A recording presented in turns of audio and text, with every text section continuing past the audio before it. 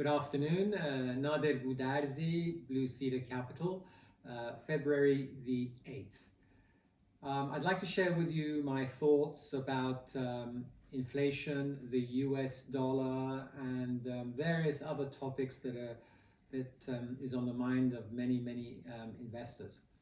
The US government is continuing to print money, and at some point the markets will come to the realization that the inflation rate is generally higher than what is being published by the government.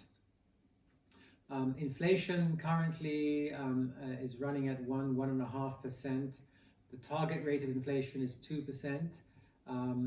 If that were to go above the 2% level, then the government would need to either make the decision to allow the inflation rate to go higher or to raise interest rates and rein it in. Now, my suspicion is that they will continue to print money.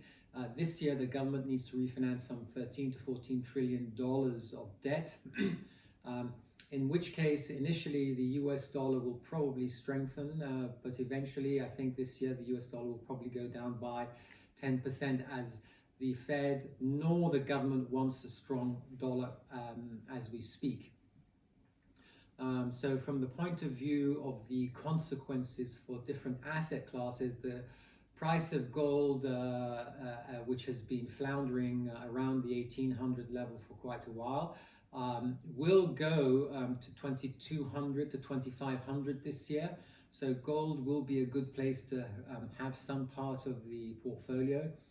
Silver is in short supply, and of course for those people who are willing to take the volatility in silver, I haven't mentioned this asset class before, but certainly it would have a place in a portfolio.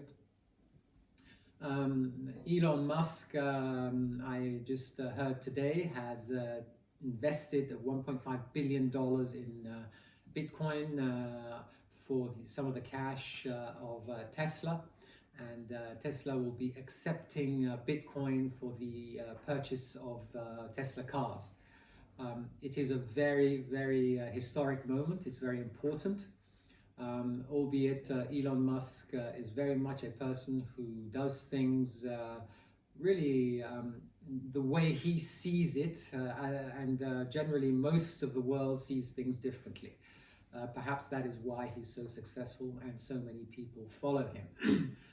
The equity markets this year, certainly the UK again continues to perform, and I can't stress enough that the UK will do very well this year, 15-20% overall.